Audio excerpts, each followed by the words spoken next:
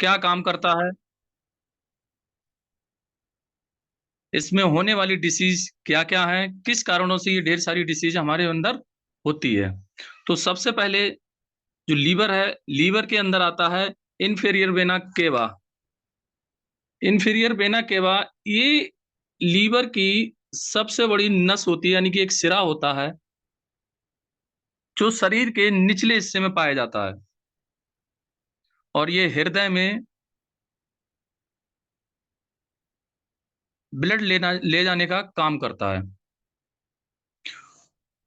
और जो नसों में ब्लड के थक्के जम जाते हैं, उसको फिल्टर करके पुनः हमारे लीवर में पहुंचाने का कार्य करता है। इसको पहले अम्ब्रेला भी नाम से जाना जाता है। दूसरी चीज आती है ऑर्टा। ऑर्टा जो होती है महाधमनी होती है। धमनी क्या होती है, ये शुद्ध ऑक्सीजन अंगों की ओर ले जाने का कार्य करती है। इसमें दो चीजें होती हैं, धमनी और सिरा में अंतर क्या होता है। धमनी, इंग्लिश में इसको आर्टरी बोलते हैं, ये शुद्ध ऑक्सीजन को हमारी तरफ नल की वाहिकाओं से ले जाती है। सिरा यानी कि वेन अंग से अशुद्ध यानी कि बगैर ऑक्सीजन वाला रक्त हृदय की ओर ले जाने वाली वाहिकाएं कहलाती हैं। और शरीर में सबसे बड़ी तथा मुख्य धमनी होती है ये, वर्टिकल साइड से आरंभ होती है, जिसमें ऑक्सीजन मिश्रित रक्त सारे शरीर को ऊतकों में ऑक्सीजन का सर्राचन संचारण करने का कार्य करती है। थर्ड पार्ट्स आता है गाल ब्लेडर। गाल ब्लेडर मैंने इसलिए लिया है, इसका कोई रोल नहीं है यहाँ पर इस समय लीवर में, लेकिन इससे होने वाली जो डिसीज है उसके बारे में बताऊंगा मैं। गाल ब्लेडर ये लीवर के जस्ट पीछे होता है और सबसे छोटा अंग होता है बॉडी का। इसका जो कार्य होता है यानी कि वर्क होता है, भोजन को पित्ताशय नली के माध्यम से छोटी आंत में पहुंचाने का कार्य करता है, और जो रक्त रस वसा के अवशोषणों में मदद करता है। कभी कभी पित्ताशय में कैल्स्ट्रॉल और गंदगी जो मल जम जाता है, जिसको बोलते हैं बिलिरुबिन, पित्त लवणों का जमाव, जिससे फैटी लीवर होता है। फोर पार्ट्स आता है हमारा हेपेटाइटिक आर्टरी, यानी यकृत की एक धमनी ऐसी होती है, ये सिलिएक धमनी कहलाती है, इससे एक शाखा निकलती है।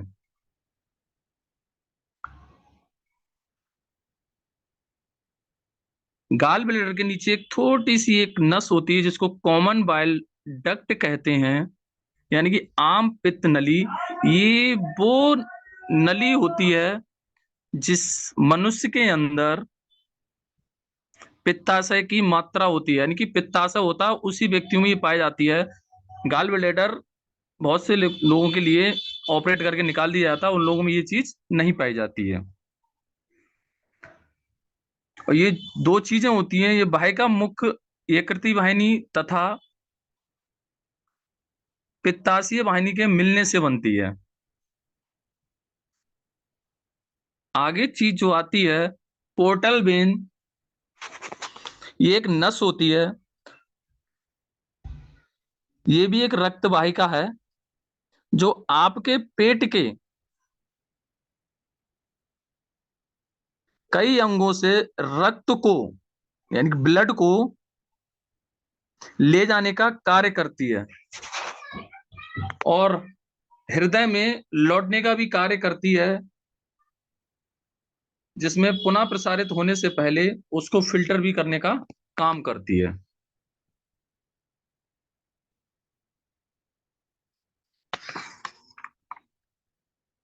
अगर बात की जाए आमतौर पर रक्त के अन्य अंगों की बजाय ये हृदय की ओर ले जाती है।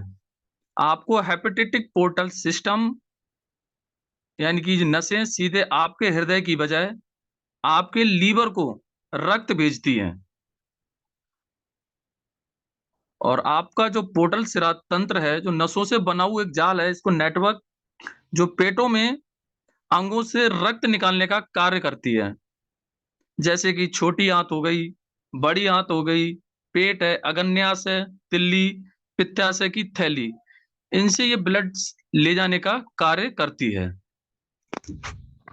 इसमें होने वाली लीवर में होने वाली बीमारियां निम्नलिखित हैं, जैसे stage of liver disease, normal liver, fatty liver, liver fibrosis और सेरोसिस।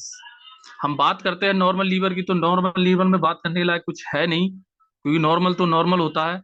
बात आती है सेकंड स्टेज यानी फैटी लीवर की। इसको कई चीजों से नाम जानते हैं, यानी कि मेडिकल लाइन में बात की जाए तो बसा यकृत भी कहते हैं इसके लिए, बसीय यकृत भी कहते हैं, भेदमय यकृत कहते हैं। अगर इंग्लिश में बात की जाए तो इसको फैटी लीवर कहा जाता है। ये एक मेडिकल कंडीशन है जिसमें फैट, हिंदी में बोलते हैं इसको बसा, यानी चर्बी का जब जमाव हो जाता है लीवर के अंदर, तब ये फैटी लीवर बीमारी कहलाती है। एक इंसान के लीवर में फैट की मात्रा बिल्कुल ना होने के बराबर, लेकिन जब लीवर की कोशिकाएं यानी सेल्स में फैट जमने लगता है, तो धीरे धीरे इसे लीवर में सूजन आ जाती है। इससे कैलोरी की मात्रा फैट में तब्दील हो जाती है और लीवर की कोशिकाओं में जमने लगती है, जिससे कि लीवर में सूजन बढ़ने लगती है। और ऐसे में समय रहते हुए अगर जिस व्यक्ति ने भी इलाज नहीं कराया, तो लीवर डैमेज होने का भी खतरा बढ़ा रहता है। फैटी लीवर में होने वाले कुछ लक्षण होते हैं, मैं आपको बताने जा रहा हूँ। जैसे कि पैरों में सूजन आना, थकान और कमजोरी महसूस करना, भूख कम लगना, पेट में दर्द होना, आंखों में पीलापन और त्वचा भी पीली पड़ जाती है, वजन घटने लगता है धीरे धीरे करके, त्वचा में एलर्जी और खुजली होना शुरू हो जाती है। फैटी लीवर दो तरह से होता है, एक एल्कोहलिक फैटी लीवर और नॉन एल्कोहलिक फैटी लीवर।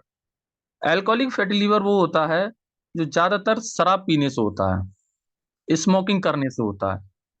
और नॉन एल्कोहलिक फैटी लीवर वो होता है जो सही खान पान ना होने की वजह से ज्यादातर हम लोग ऑयली चीजें, ज्यादातर बाहर का खाना सीधा हमारे शरीर के वजन पर असर डालता है। ये सारी चीजें प्रैक्टिकली हैं, हम लोग इस चीज को देखते भी हैं और महसूस भी किया है।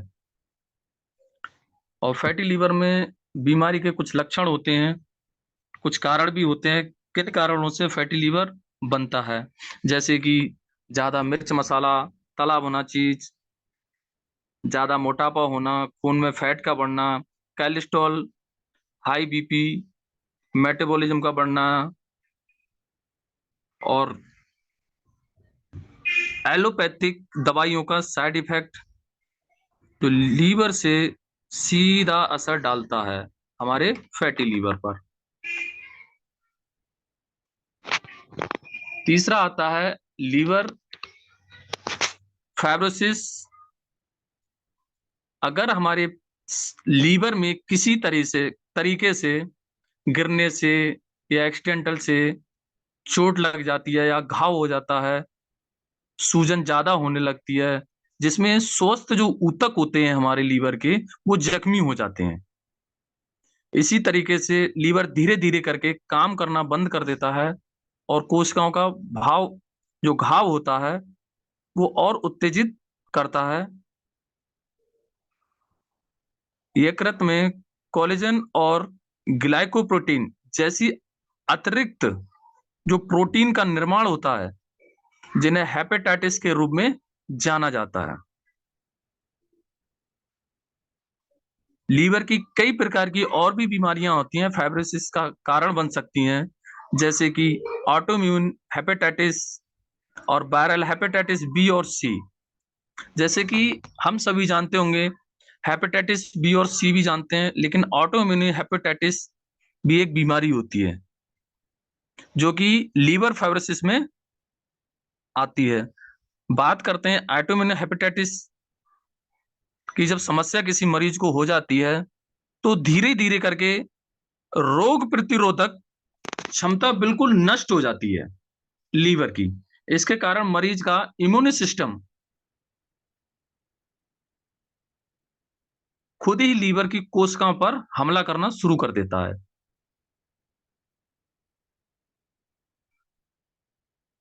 इसलिए ऑटो इम्यून हेपेटाइटिस कहलाया जाता है। और इसमें जो दूसरा आता है हेपेटाइटिस बी। हेपेटाइटिस बी एक संक्रमण बीमारी रोग है। ये संक्रमित रोग है जो वायरस कहलाता है। इसको हम वायरस के भी नाम से जानते हैं, एचसीवी। ये फैलता कैसे है? ये रक्त के द्वारा फैलता है, जैसे किसी के इंजेक्टिव या हेपेटाइटिस बी होने से आपका जो लीवर होता है, कैंसर या सोरासिस की विकसित होने का खतरा बढ़ा रहता है। ये एक ऐसी स्थिति होती है जो लीवर को स्थायी रूप से बिल्कुल डैमेज कर देती है। हम हर साल 28 जुलाई विश्व हेपेटाइटिस दिवस नाम से भी मनाते हैं। इसमें आती है हेपेटाइटिस सी।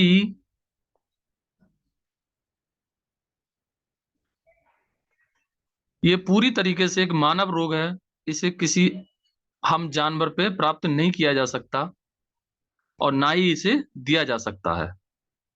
जब भी इसका प्रयोगशाला में यानी कि लैब में इसका टेस्ट किया गया, वायरस का संक्रमित किया किया गया, चिंपैंजियों पे इसका इस्तेमाल किया गया, लेकिन ये रोग उन्होंने नहीं पाया गया, ना उससे कोई साइड इफेक्ट हुआ। और हेपेटाइटिस सी के लिए आज तक कोई टीका नहीं बनाया गया है।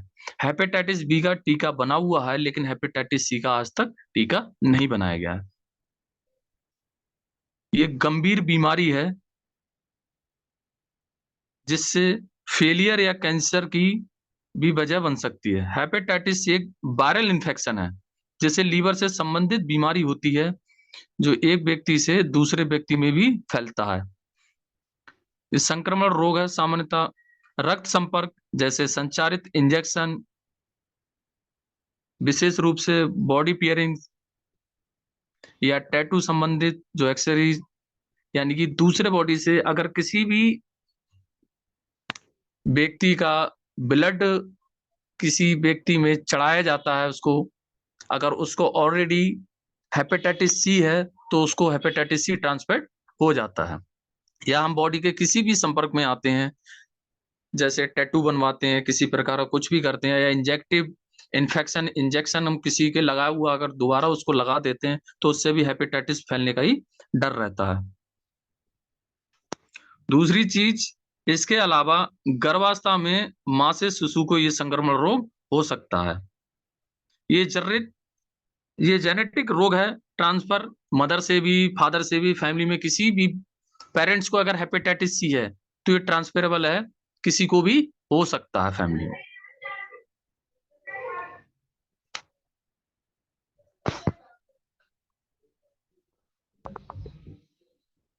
चौथी जो आती है सोरेसिस। सोरेसिस क्या है? सोरेसिस लीवर के कैंसर के बाद सबसे गंभीर बीमारी है। इस बीमारी का इलाज सिर्फ लीवर को बदलना यानी कि इसको कहते हैं प्रत्यारोपण के अलावा और कोई भी उपचार इसका नहीं है। इस रोग में लीवर की जो कोशिकाएं होती हैं बड़े पैमाने पर नष्ट हो जाती है। हमने सुना भी होगा कि लीवर फेल हो गया, डैमेज हो गया, वो फोर्थ स्टेज यानी सोरेसिस डिसीज होती है, और उनके स्थान पे जिसमें कोशिकाएं नष्ट हो जाती हैं, उनके स्थान पे जो फाइबर जो तंतुएं होती हैं उस पर निर्माण हो जाता है, जिससे पोर्टल हाइपरटेंशन की स्थिति बन जाती है।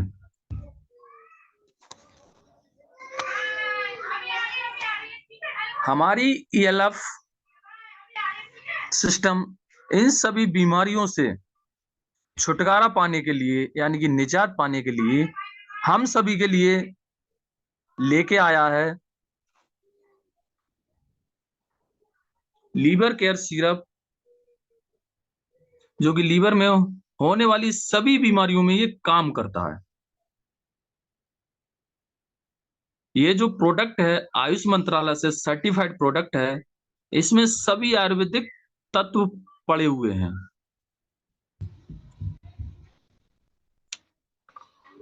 अगर हम बात तत्व की जाए तो इसके अंदर जैसे कि पुनर्नवा, भृंगराज, कासनी, रोहितक, आंवला, मकोई, काटुकी, कालमेघ, गटची, कुडजेचल, बैबिदंग, हर्तिका।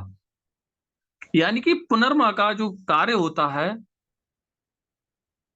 जो बॉडी के अंदर मूत्र शोधक होते हैं, जो मूत्र शोधक गुणों से भरपूर है, जो शरीर की विषैले पदार्थों को बाहर निकालने का कार्य करता है।